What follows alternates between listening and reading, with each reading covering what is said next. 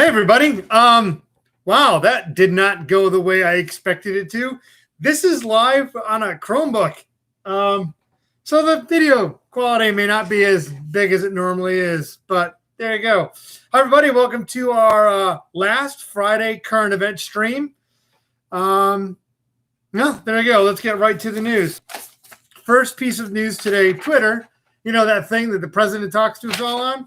Twitter has deleted over 170,000 accounts that have been tied to Chinese propaganda efforts. So I don't know if you recall in the last election, there were a lot of false accounts out there that were trying to confuse voters, trying to say misleading things about one candidate or the other.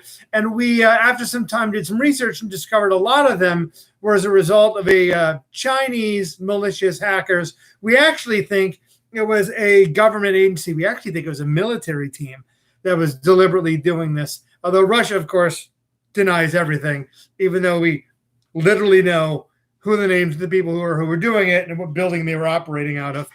Nonetheless, crazy stuff, right? Well, it looks like not only is it happening again, but now we're seeing efforts from other governments to use social media to manipulate American election efforts. And this time it's coming from China. It's not surprising. The fallout between American and Chinese government has been pretty big. And I'm not surprised to see that they're trying to mess with our election following the Russian model. Okay. Next piece of news. Of course, we're still in a coronavirus quarantine, although Connecticut is beginning to lift some of those restrictions. I know the mall is open, kind of. I don't know if you walked around the mall in Trumbull, it's very post-apocalyptic. Half the mall is locked down. Everybody has masks on. It's really weird. It's weird. I know I'm not a fan. Not a fan yet. I'm looking forward to seeing more things open, but it feels like, I don't know, it feels bad. I'm not a big fan. Nonetheless, Arizona also opened up, perhaps a little too early. There's a story today that the Arizona coronavirus cases have nearly doubled since Memorial Day, and the state is nearing hospital capacity, which means right now, according to this, yesterday, 83% of the hospital beds in the state were being used. If this continues to go up, all of those beds could be used, and that means so if somebody gets legitimately sick, like there's a car accident or anything else, there won't be any other beds for those other people to use, which is what we were trying to avoid by going to this lockdown in the first place. There are other places that are spiking as they open up. People are not being careful, going out without masks and, protesting in large groups right next to each other without their masks on, making poor decisions. And we are seeing some places beginning to spike. Now, a lot of this is from Memorial Day and Mother's Day, where people went out. Again, we're about 2 to 3 weeks behind as far as when we see those disease spikes. But we're probably going to see some additional spikes from the protests. All I'm saying is don't panic, right? But if you have to go out, wear your mask. And wear your mask right. Did you see the news show I did today? The news I did the NBC News for Kids. Let me know what you thought about that, by the way. I like CNN 10 better, but if I have to, I may rely on NBC News for Kids, for next year's on the odd day. Because, side note, everybody's going to the 8th grade. All my grades are in, mostly. Right now, it appears that everyone is going on to the 8th grade. Some of you, squeaky, just got by. Some of you, I did this is completely off topic, but Mr. Venet, he goes wherever he wants to. I put in my information for best overall grade in my class and most improved. And I was, first of all, most improved. Whoever the most improved was completely surprised me. Although it shouldn't. After I went into remote learning, this kid did his homework every day, turned everything in, really stepped up in his effort, did a great job, and improved his grade from term 1 to term 2 by 17%, which is astounding, which is great. Normally my most improved doesn't have that big of a jump.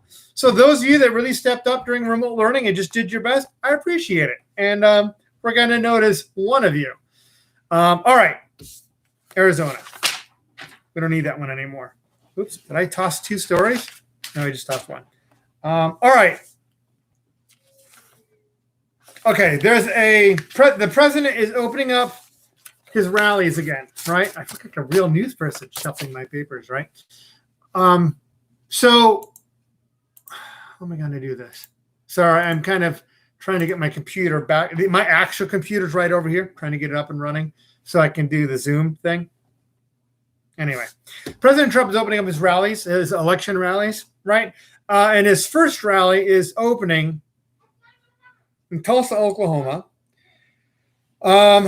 which is a city that is one of the most brutal episodes of racial violence in our country's history. Look it up. It's rough. I tend not to go too deeply into historical instances of racial violence this year. Next year, you'll get into it. It parallels well with the Civil War and Americans' fight for freedom, the South's fight for independence, and how that didn't really work out. Anyway, he's holding this Trump rally, his first big rally, is in Tulsa, Oklahoma, site of some traditional African-American violence against African-Americans on Juneteenth, which is June 19th. Juneteenth is a holiday, although it's not a huge holiday, but there are parades. We've had Juneteenth parades in Bridgeport. It's a holiday that celebrates the end of slavery for African-Americans, right? Where the slavery was abolished in the United States. Now, it didn't actually happen on that day. There were a bunch of days where it kind of happened here, but June 19th is a day that it is celebrated. Pretty big holiday, especially in the South. President Trump has decided to hold his first rally in a city that has traditionally had some really tough racial history on the day that slavery was abolished. It's kind of weird. That's not the weirdest part about it. The weirdest part about it is this. If you go to President Trump's rally, you have to sign a waiver that says, first of all, if you go to the rally, they don't want anybody wearing masks. They don't want any social distancing. They want it to look as if it was before, which, whatevs. But if you go, you have to sign a waiver saying that if you get coronavirus at his rally, you're not going to sue him. All right. First of all, sign whatever you want. If you get sick coronavirus, you can still sue them because America.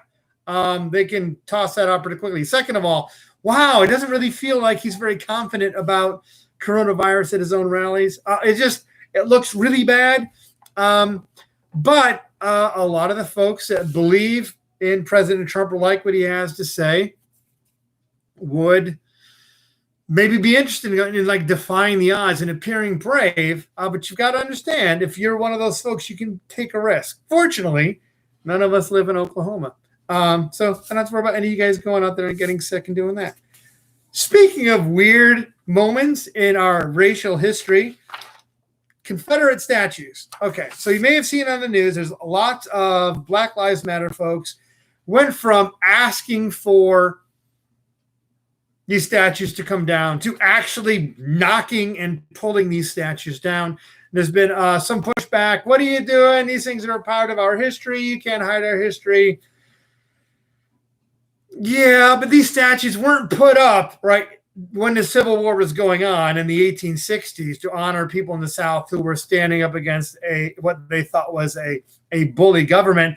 They were put up in like the 1930s when there was a strong anti-African American sentiment in the United States. There's a lot of negativity, racial stuff associated with these. Nonetheless, with the new Black Lives Movement gaining a lot of popularity, their popularity is over doubled in the past couple of weeks following the death of George Floyd. We're seeing a lot of these Confederate statues being torn down, which is, a thing. My favorite sport, I'm a NASCAR guy. You'll remember there's that big NASCAR flag in my class. We have traditionally been a very Southern sport, a sport with a lot of Southern roots. If you go to a race, had you gone to a race, especially in the South, especially around like Talladega and Alabama, you would have seen Confederate flags flying. NASCAR came out a couple of days ago and saying they're going to no longer allow Confederate flags to fly at their events. This is after the comments of one of our black drivers, actually the only black driver on the top circuit, a guy named Bubba Wallace.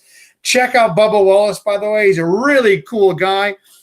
He drove a Black Lives Matter car this week in a race. You know, the NASCAR cars, all decorations on them. So it had Black Lives Matter as a sponsor on his car. He made a comment about, I don't know why these flags are still flying. There's no reason for them to be here. And NASCAR follows his leadership and no longer allowed Confederate flags in any of their events, which I'm a big fan of, right? I like to go to these things. I like to bring my family there and my friends, and I don't want anybody feel uncomfortable because there's a weird Confederate flag flying somewhere. All right.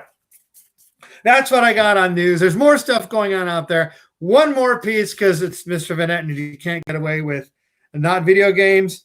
PS5 has released their design, and it looks weird. I don't know. What do you think? So this is, can you see this?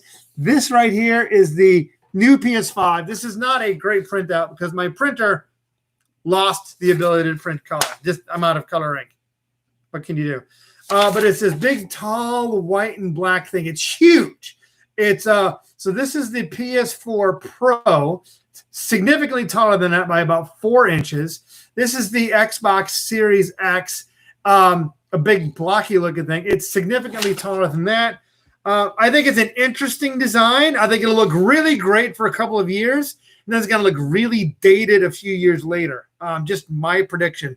Like if you looked at the old Xbox 360, the white curvy thing, that looked really cool and radical when it came out, and now it just kind of looks kind of weird. I have a feeling PS5 may go there, but who knows, right? PS5 trying to appeal to their base. I love that Xbox and PS5 are going back and forth and slugging it out.